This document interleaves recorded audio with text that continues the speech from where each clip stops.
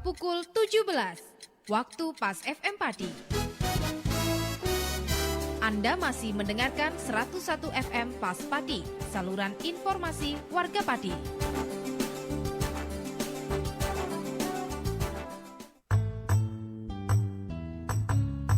Saluran informasi warga Pati. Disiarkan dari Geraha Adi Suara, Jalan Raya Pati Kudus, kilometer 3. Inilah 101 FM. Radio Pas Kota Pati.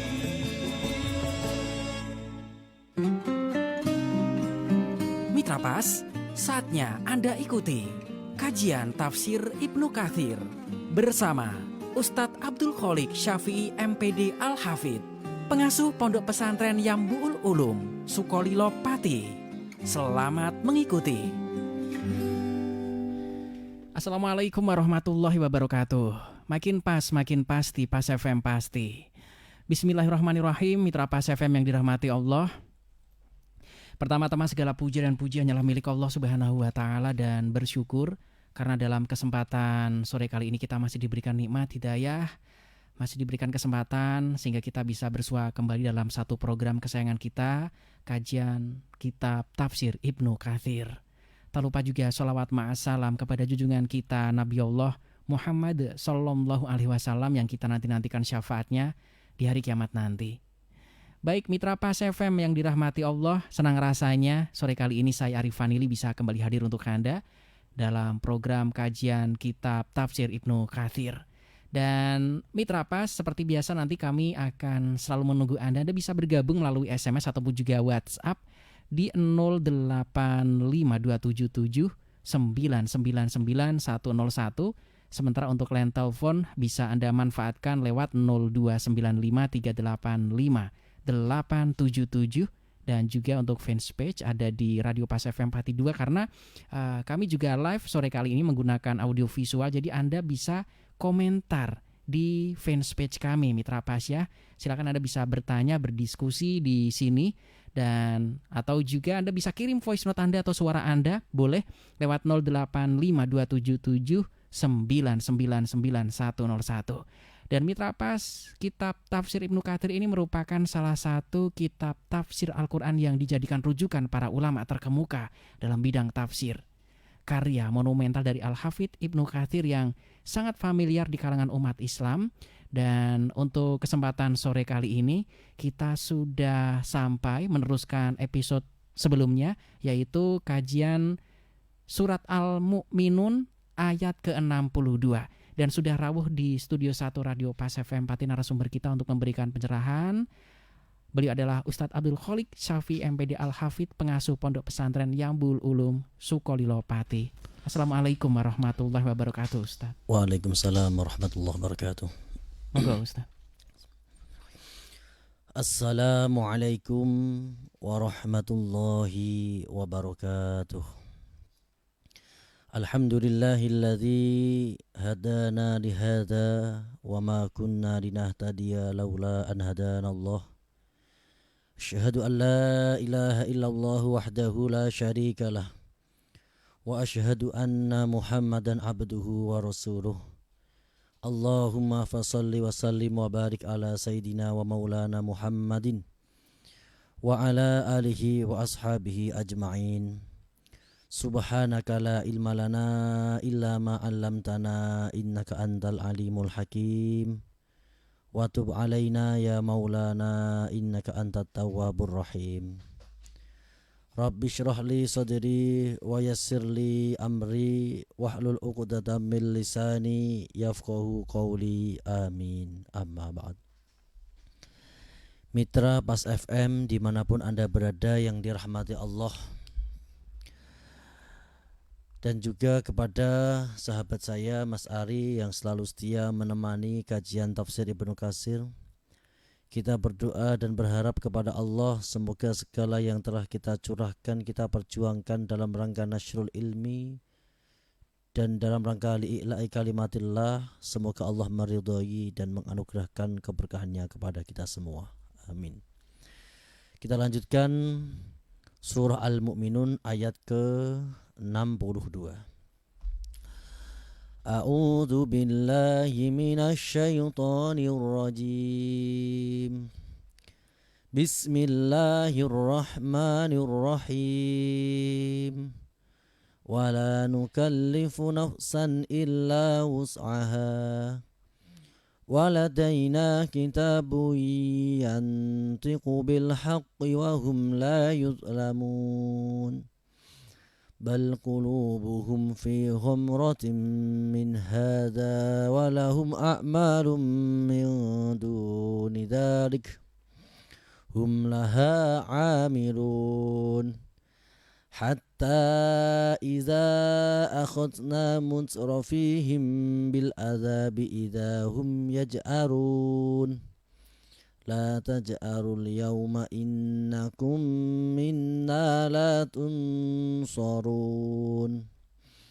قد كانت آياتي تتلى عليكم فكنتم على أعقابكم تنكصون mustakbirina bihi samiran tahjurun.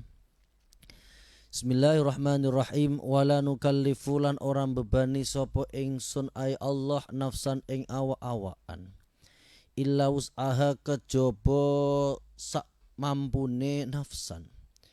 Waladaina lan iku tetep ana ing sanding kita ay Allah kitabun utawi kitab catatan amal yang tiku kang bicara apa kitab bil haqi kelawan bener wahum hale utawi wong iku kabeh iku layut lamuna ora padha den zalimi bal qulubuhum balik utawi pira-pira atine wong kafir iku fi ghamratin ing dalem kesesatan au ghaflah utawa ing dalem kelalaian min hada sanginglah iki kitabu yang tiku bil haq walahum lan iku tetep kedue wong kafir akmalun utawi pira-pira akmal ming duni dari kang sak liyane mengkono iku hum utawi wong kafir laha kadue amal min duni dalika iku amiluna padha nglakoni kabeh. Allah Subhanahu wa taala mukhbiron an adrihi fi syar'ihi ala ibadihi fid dunya annahu la yukallifu nafsan illa wus'aha. Allah mengabarkan kepada kita bahwa dalam syariatnya Allah tidak membebankan kepada kita yaitu sebuah taklif di luar kemampuan kita. Jadi salah satu rahmat Allah bahwa Allah tidak pernah membebankan suatu taklif, suatu syariat yang di luar kemampuan kita. Sebagai contoh, sebagaimana dalam kewajiban sholat fardu wajib dengan berdiri. Ketika tidak mampu berdiri boleh dengan duduk. Ketika tidak mampu duduk boleh dengan tiduran. Ketika tidak mampu, ketika mungkin sakitnya sudah parah, ya silahkan isyarat dengan hati. Ini adalah maksud la yukallifullahu nafsan. Kemudian yang kedua, Allah Subhanahu wa taala di dalam memberikan ujian, memberikan apapun tekanan musibah itu semuanya sudah dikira-kirakan dengan kemampuan kita. Maka ketika kita menemui sebuah masalah, maka harus yakin Allah sudah mengkira-kirakannya sesuai dengan kemampuan kita. Maka kita harus berusaha, ikhtiar dan yakin pasti kita mampu dan akan ada solusi yang terbaik.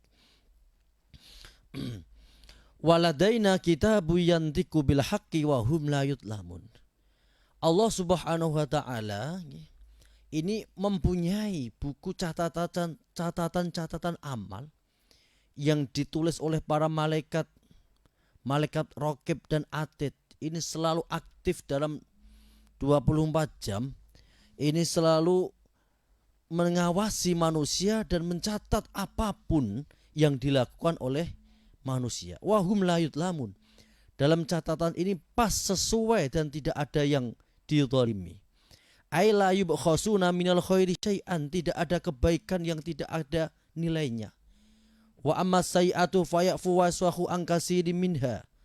Bahkan dengan rahmatnya Allah, dengan kasih sayangnya Allah, banyak perbuatan-perbuatan sayi'at yang diampuni, yang dimaafkan li ibadihil mu'minin, yaitu untuk para hamba-hambanya orang yang mukmin. Jadi kita yakin, seyakin-yakinnya sebagai ahlu sunnah, banyak sekali ya metode-metode yang mana Allah ini mengampuni kesalahan kita. Sebagaimana dalam ayat ketika intajtanibu kabaira ma tunhauna anhu nukafir angkum sayiatikum. Apabila kita berhasil menghindari dosa-dosa besar, maka dosa-dosa kecil kita akan diampuni. Terus ayat lagi, innal hasanati yudhibna sayiat. Perbuatan-perbuatan hasanah, perbuatan kita yang baik ini dapat menghapuskan kesalahan-kesalahan kita. Maka dalam sebuah hadis Nabi berpesan, ikutilah keburukan dengan perilaku yang baik. Watbi sayiata bil hasanati. Karena kebaikan-kebaikan ini dapat menghapuskan segala dosa-dosa dari keburukan.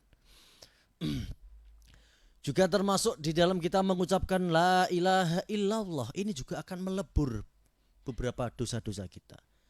Jadi kita sebagai Ahlussunnah meyakini seseorang yang melakukan dosa besar itu tidak menjadikannya kafir. Ini tentu berbeda dengan keyakinan orang-orang Khawarij, orang-orang yang keras, yang fanatik dengan agama tapi tidak mempunyai ilmu, yaitu memberikan justifikasi kepada orang yang telah berbuat dosa dihukumi sebagai seorang kafir. Kalau sudah kafir maka akan istighlal, menghalalkan pembunuhan. Na'udzubillah min dzalik. Maka kita sebagai Ahlussunnah meyakini Allah ini rahmatnya luas. Allah itu mempunyai rahmat yang luas, mempunyai kasih sayang yang banyak, sehingga banyak sekali cara kita mendapat pengampunan dari Allah Subhanahu wa taala.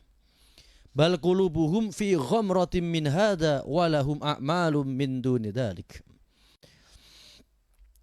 Qala Al-Hakam bin Iban an Ikrimah an Ibn Abbas wa lahum a'malum ay sayatu min duni dzalika.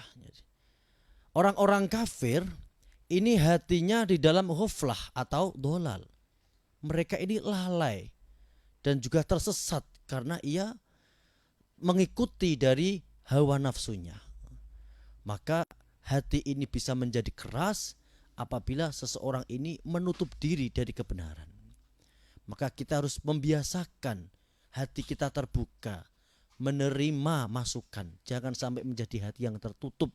Karena hati yang tertutup ini adalah hati yang ghaflah, hati yang tersesat dan tidak bisa mendengarkan nasihat. Na'udzubillah min dzalik. Walahum a'malu min duni dzalik. Ini Imam Muqatil menceritakan ini adalah ayat yang ditujukan kepada orang-orang kafir Quraisy. Orang-orang kafir Quraisy itu selain dia adalah para pelaku asyirku, mereka adalah para musyrikin, mereka juga mempunyai sayi'ah yang berat, yaitu memaksa hamba-hamba sayanya untuk menjadi pelacur yang kemudian dipekerjakan dan hasilnya untuk mereka. Ini walahum a'malu min duni dzalika hum laha amilun. Mereka melakukan perbuatan-perbuatan dosa-dosa yang sangat banyak. Hatta ida akhotna sehingga nalikane natrapi sapa kita ay Allah musrafihim ing kenikmatane wong iku kabeh bil adabi kelawan siksa ida mongko dumadaan hum utawi wong kafir iku ya ja'aruna padha jerit-jerit. La taj'aru aja padha tulung-tulung sira kabeh al yauma ing dalem iku dina innakum sak temene sira kabeh minna saking kita iku la tungsaruna ora den tulungi. Maka Allah Subhanahu wa taala ini sengaja melalaikan orang-orang kafir dengan banyaknya harta. Sengaja melalaikan orang-orang kafir dengan kemewahan, dengan anak yang banyak, sehingga mereka mengira dengan kemuliaan mereka itu akan menjadikan mereka mulia di sana. Dengan kemuliaan mereka, dengan harta mereka, dengan jabatan mereka, melalaikan masa depan hakiki, yaitu masa depan kematian, masa depan hisab, masa depan surga dan neraka. Maka ketika telah datang adab Allah, mereka akan tersentak, mereka akan kaget sekaget-kagetnya, dan kemudian idahum yaj'arun, mereka akan berteriak sekejang-kejangnya dan dibalas dengan teriakan yang menghinakan. La taj'arul yaum, wahai orang kafir, jangan berteriak-teriak, sungguh teriakanmu tidak ada manfaatnya, tidak ada yang bisa menolong kamu. Qad kanat ayati tutla alaikum fakuntum ala aqabikum tankusun. Qad kanat ayati tutla alaikum fakuntum ala aqabikum tangkisun. Kesalahan-kesalahan mereka qad kanat, teman-teman ono. Kesalahan-kesalahan terbesar dari orang-orang kafir adalah mereka telah dibacakan ayat-ayat Allah. Rasulullah dengan Al-Quran dakwah kepada kafir Quraisy, kemudian diteruskan para sahabat, diteruskan para tabi'in, tabi'in, salafus saleh, membacakan ayat-ayat Al-Quran, menerangkan tentang Al-Quran, menerangkan tentang sunnah-sunnah, yang mana hadis ini berfungsi untuk memperjelas Al-Quran yang masih bersifat mujmal. Fakuntum ala aqabikum tangisun, mereka berpaling. Mustakbirina bihi samiron tahjurun. Orang-orang kafir Quraisy ini adalah asbabun nuzulnya, yaitu orang-orang kafir Quraisy itu mempunyai kebiasaan ketika malam itu melean, jagong di sekitar Baitul Atiq, yaitu Baitullah. Kemudian ia memperbincangkan hal-hal yang buruk, yaitu mengolok-ngolok Nabi Muhammad, mengatakan Al-Quran itu buat-buatan Muhammad, mengatakan Muhammad syair, mengatakan kahin dan lain sebagainya. Ini maksud dari mustakbirina bihi samirun tahjurun. Orang-orang kafir Quraisy itu terlalu membangga-banggakan diri bahwa dia adalah penduduk Baitul Haram. Dia merasa mulia dengan keberadaannya. Padahal kemuliaan yang hakiki itu bukan karena itu. Kemuliaan yang hakiki adalah karena iman. Apa gunanya berada di Baitullah tetapi dia tidak mempunyai iman? Tentu ini menjadi pelajaran bagi kita, ya. Bagi dari sahabat-sahabat kita yang dengan berpenghasilan banyak, yang bisa umroh, bisa ibadah haji, harus disyukuri, ya. Karena itu adalah panggilan dari Allah. Dan jangan terlalu membanggakan. Saya pernah ke sini, sana pernah ke sini. Kalau kita ini terlalu membanggakan kita pernah ke Baitullah, nanti takutnya, khawatirnya akan terjerumus sebagaimana orang-orang kafir Quraisy. Abu Jahal CS dulu ketika mau perang Badar melawan Nabi Muhammad, mereka ini juga berdoa dengan memegang kiswah Ka'bah dan mengatakan, ya Rabb hadzal bait, wahai Tuhan bait ini, besok kita akan berperang dengan musuh-musuh kami, maka tampakkanlah siapa yang benar dan siapa yang salah, siapa yang melenceng dari ketentuanmu, maka hancurkan sehancur-hancurnya. Dan kemudian kenyataannya Abu Jahal sendiri terbunuh di perang Badar. Nah, ini mustakbirina bi samirun tahjurun adalah sebuah kebiasaan orang-orang kafir Quraisy yang sombong karena mereka adalah penduduk Baitullah, penduduk haram, dan setiap malam mereka ini selalu menggunjing dan mencela Nabi Muhammad SAW. Demikian penjelasan kita surah Al-Mu'minun ayat ke-62 sampai 67. Selanjutnya kita lanjutkan kepada acara dialog interaktif yang akan dipandu oleh Mas Ari. Monggo. Baik, Mitra Pas, untuk Anda yang sore kali ini ingin bergabung, Anda bisa berdiskusi bersama kami. Anda bisa masuk melalui WhatsApp, ya. Anda bisa kirim voice note Anda di 085277 999 101, dan untuk line telepon juga bisa Anda manfaatkan lewat 0295385877. Dan kami juga live menggunakan audio visual. Anda bisa komentar di fanpage kami Radio Pas FM Pati 2. Saya sapa dulu Cahlor Kali yang sudah bergabung. Terima kasih sudah bergabung. Dan yang ingin bergabung kembali untuk berdiskusi, kami tunggu. Yang sudah masuk, Assalamualaikum warahmatullahi wabarakatuh, Ustadz. Waalaikumsalam warahmatullahi wabarakatuh. Ini dari Mbak Latifah atau Ibu Latifah. Begini Ustadz, tadi disampaikan tentang wanita dijual belikan, apakah suasananya juga seperti PSK di zaman sekarang. Tetapi hanya saja itu malah lebih parah lagi, diperbudak. Dan pertanyaan saya begini Ustadz, Al-Quran ini kan sudah sebagai solusi karena waktu itu sudah memberikan warning yang amat sangat jelas untuk hal-hal seperti itu tidak boleh dan itu merupakan dosa besar. Tetapi memang waktu itu Islam belum terlalu kuat, orang kafir masih berkuasa, dan prostitusi perbudakan, penjualan wanita sudah seperti itu. Dan di zaman sekarang ini malah umat Islam yang difitnah, yang katanya tidak menghargai hak perempuan lah, LGBT yang terlalu hak-haknya dipangkas dan sebagainya, merasa kita ini sebagai kaum muslim yang paling menindas, padahal sebetulnya ini adalah sebagai solusi. Dari Ibu Latifah, mohon pencerahannya Ustadz, monggo. 14 abad yang lalu perbudakan itu menjadi hal yang lazim. Kita tahu wilayah barat itu dikuasai Imperium Romawi, timur dikuasai Imperium Persia. Perbudakan itu sudah terjadi berabad-abad yang sangat lama. Bahkan di dekat Mekah itu ada pasar Uqad. Di sana itu menjual berbagai macam budak, ya ada laki-laki, perempuan, anak-anak. Ibarat orang mengatakan ono rego ono rupoh begitu. Lah ketika budak itu dimiliki oleh majikannya, itu nanti ketika mempunyai anak, anaknya juga budak, terus begitu. Lah yang dicela dalam ayat ini adalah kebiasaan orang-orang kafir Quraisy. Budaknya ini dipaksa untuk melacurkan diri dan uangnya ia ambil. Mucikari kayak gitu. Ya kayak mucikari, tapi lebih kejam ini karena ini budak ya. Budak itu jadi tidak ada MOU nanti berapa persennya, tidak ada, memang dipekerjakan. Jadi lebih parah daripada pelacuran zaman sekarang. Kemudian poin yang kedua, Islam ini adalah agama yang sangat menghormati perempuan. Dalam Al-Quran itu ada langsung spesifikasi surah yang bernama An-Nisa, perempuan. Dalam Al-Quran, dan kita sebagai umat Islam, syariat kita menempatkan wanita itu sebagai ratu yang selalu dijaga, yang tidak semua tangan boleh menjamahnya. Dengan protokolnya, dengan persyaratan yang berat, untuk mendapatkannya harus minta izin kepada orang tua, harus ada qabil tuh, harus ada janji setia dan lain sebagainya, dan disaksikan para saksi.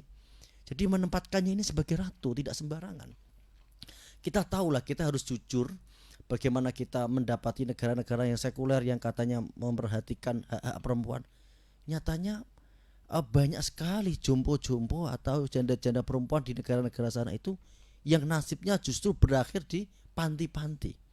Kita tahu banyak warga Indonesia itu yang menjadi TKW di Taiwan, di Hong Kong. Apa pekerjaan mereka? Merawat orang-orang tua mereka, yang katanya mereka itu sangat menjunjung tinggi kemanusiaan, tapi apa?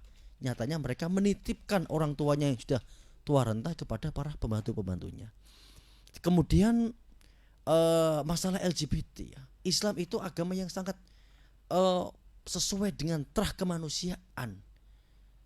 Dengan adanya LGBT ini dapat merusak peradaban. Bagaimana mungkin laki-laki bersenggama dengan laki-laki, perempuan bersenggama dengan perempuan. Kemudian ini nanti akan menjadikan dunia ini kacau.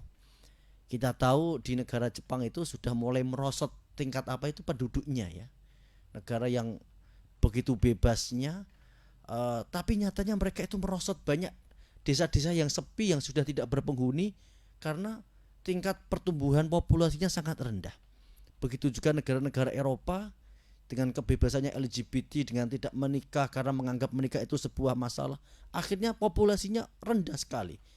Dan ini justru diperbanyak oleh imigran-imigran dari Suriah yang kemudian berada di Belgia, Prancis, dan kemudian beranak pinak, dan ini menjadi sebuah kekuatan bagi Islam. Maka yang terakhir untuk jawaban Mbak Latifah, kita bangga sebagai Islam yang menjadikan wanita sebagai ratu dan bermahkota, dan kita bangga sebagai Islam karena menempatkan orang tua kita juga sebagai raja dan ratu. Demikian. Baik, yang sudah bergabung kembali masih tetap saya tunggu. Anda bisa masuk berdiskusi bersama kami. Anda bisa masuk di 085277999101. Kami terus pantau yang masuk di fanpage ataupun juga yang like, yang komentar melalui WhatsApp juga di 085277999101. Kemudian untuk line telepon juga bisa Anda manfaatkan lewat 0295385877. Dari Pak Margono ya menanyakan, Ustadz, ada beberapa keterangan katanya konon Abu Jahal sudah merasa di atas angin karena dengan jumlah bala tentara yang lebih banyak dibandingkan kaum muslim. Apakah betul pada perang yang dia berdoa di di dekat Ka'bah itu yang pegang kiswah itu? Mohon pencerahannya Ustadz. Ya, seputar tadi berarti. memang betul Abu Jahal itu ketika dia mau perang itu malamnya dia itu berdoa di dekat Ka'bah dan mereka itu berangkat dengan kepercayaan. Bagaimana tidak percaya, pasukan mereka 2 kali lipat, persenjataan mereka 2 kali lipat, dan mereka tahu betul ya. Perang itu kan sudah, sebelum perang itu kan sudah ada perang intelijen ya. Saling menyelidiki antara kubu sana dan kubu sini. Dan mereka, Abu Jahal itu paham hitung-hitungannya. Kemampuan bala tentara, persenjataan kaum muslimin, perlengkapannya yang kurang, bahkan diceritakan pedang satu itu sahabat bergantian dengan 5 sampai 10 orang. Jadi sangat percaya diri. Tapi nyatanya Allah menakdirkan Abu Jahal itu dihinakan. Abu Jahal itu dikalahkan, dibunuh oleh sahabat Ansor yang usianya masih belia sekali, sekitar 17 tahun. Tapi saya namanya lupa. Ketika itu pemuda Ansor bertanya kepada sahabat Abdurrahman bin Auf, "Wahai paman, tunjukkan kepadaku mana Abu Jahal. Saya sering mendengar cerita dari Rasulullah bahwa Abu Jahal adalah fir'aunnya umat ini dan saya akan menebas lehernya." Abdurrahman bin Auf mengatakan, "Jangan wahai pemuda, bukan tandinganmu.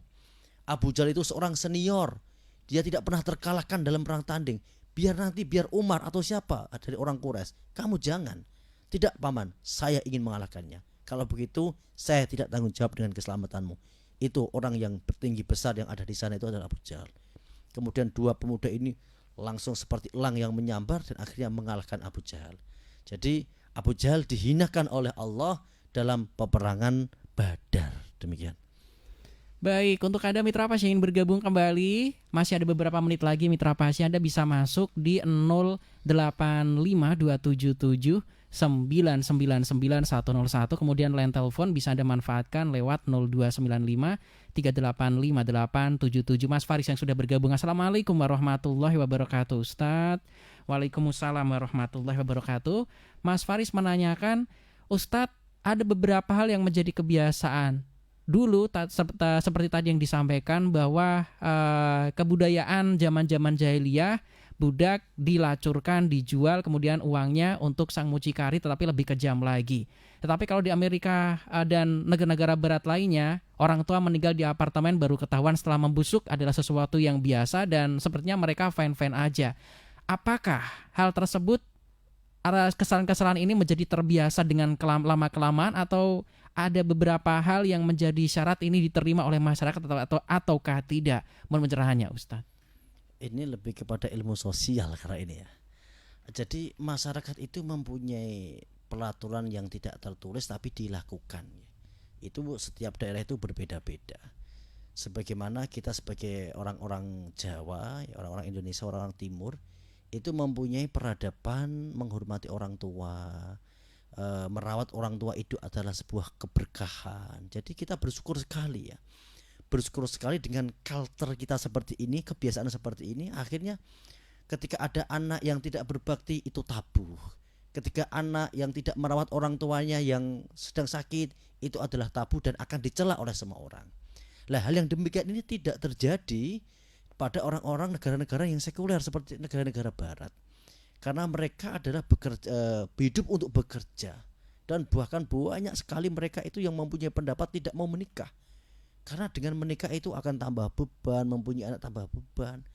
Akhirnya ini menjadi sebuah kebiasaan, sehingga banyak sekali di sana itu anak yang menuntut orang tuanya, anak yang membiarkan, bahkan banyak orang-orang tua yang tidak terurus. Ini karena sebuah adatnya. Jadi masyarakat itu kan akan terbentuk dari kebiasaan.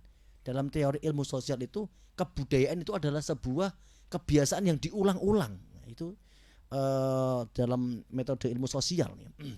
Jadi ketika kebiasaan itu diulang-ulang, maka ini menjadi sebuah budaya. Sebagaimana kita orang-orang Timur, orang-orang Indonesia itu, orang-orang tua kita ini selalu menghormati kepada orang tua-tua mereka, sehingga kita juga mempunyai budaya menghormati kepada orang tua. Maka ada sebuah dalil dari hadis, birru aba'akum tabirru abna'ukum, berbuatlah baik, berbaktilah kepada orang tuamu, maka anak-anakmu akan berbuat bakti kepadamu. Demikian. Baik Ustadz, kita sudah di penghujung acara. Sebelum kita closing, mohon doanya dulu Ustadz, monggo. Bismillahirrahmanirrahim. Ya Allah ya Rahman ya Rahim, bahagiakan hati kami dengan hari Idul Adha ini ya Allah. Kami berbahagia, bersyukur karena kami telah Engkau takdirkan bisa merayakan hari Idul Adha dalam keadaan yang serba lapang, serba indah, dengan mengucap takbir Allahu Akbar, Allahu Akbar, Allahu Akbar, La ilaha illallah, Allahu Akbar, walillahil hamd. Kami mengagungkan Engkau ya Allah. Kami bersyukur kepada Engkau karena Engkau takdirkan menjadi bagian orang-orang yang bersujud kepadamu, dan kami bersyukur menjadi bagian orang-orang yang selalu memperjuangkan ilmu, dan bersyukur karena kami bagian orang-orang yang selalu bersama orang-orang soleh. Allahumma Rabbana la tu'akhidna in nasina aw akhtana. Ya Allah, jangan siksa kami ketika kami lupa ataupun kami berbuat salah. Rabbana wala tahmil alaina isron kama hamaltahu alal ladzina min qablina. Ya Allah, jangan bebankan sebuah beban yang berat kepada kami sebagaimana Engkau membebankan beban yang berat kepada umat-umat sebelum kami. Rabbana wala tuhammilna ma la taqata lana bi. Ya Allah, ya Tuhan kami, jangan Engkau bebankan beban hidup yang berat kepada kami yang kami tidak sanggup untuk menanggungnya. Wa'fu anna waghfir lana. Ya Allah, maafkan kami, ampuni segala dosa-dosa kami. Waghfir lana warhamna anta maulana. Ya Allah, Engkau adalah Tuhan kami, Engkau adalah pendorong kami. Fangsurna alal qaumil kafirin. Tolonglah kami untuk mengalahkan orang-orang kafir. Allahumma la ya'ti bil hasanati illa anta wa la yadfa'u sayyi'ati illa anta wa la haula wa la quwwata illa billahil aliyil azim. Rabbana atina fid dunya hasanah wa fil akhirati hasanah wa qina adzabannar. Wa sallallahu ala sayyidina Muhammadin nabil ummi wa ala alihi washabihi wa baraka wasallam walhamdulillahi rabbil alamin. Demikian dari saya, kurang dan lebihnya mohon maaf. Selamat merayakan hari raya Idul Adha, dan semoga pengorbanan kita, apapun yang kita korbankan dalam rangka berjuang di jalan Allah, apapun yang kita korbankan dalam rangka mencari ridha Allah, Allah menerima, meridhoinya, dan menganugerahkan keberkahannya kepada kita semua. Semoga senantiasa sehat walafiat, selalu bahagia dan bersyukur kepada Allah Subhanahu wa taala.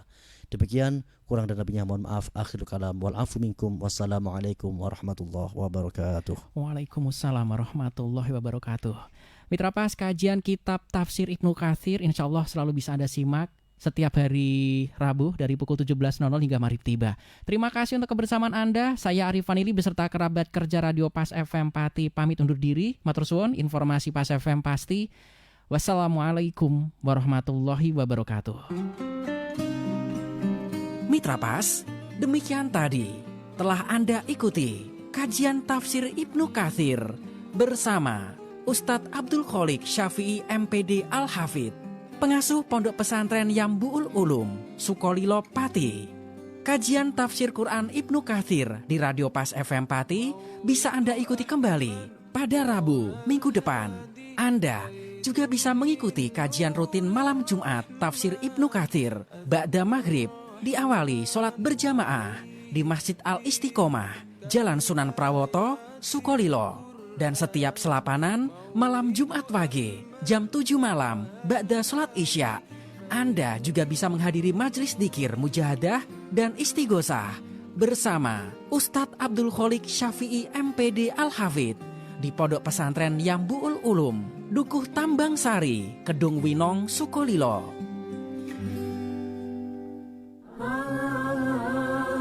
Mitra Pas, telah tersedia jadwal sholat digital berfungsi sebagai jadwal sholat dengan suara adzan setiap waktu sholat dengan lampu sinyal yang berkedip-kedip, cocok untuk rumah dan masjid. Jam digital ini sudah terprogram dalam 100 tahun ke depan. Saat listrik padam, program masih tetap berjalan normal, yang insya Allah dapat juga untuk mengusir syaitan yang menghuni rumah. Jam digital ini seharga Rp1.400.000. Tersedia juga jadwal sholat display running text seperti yang terpasang di beberapa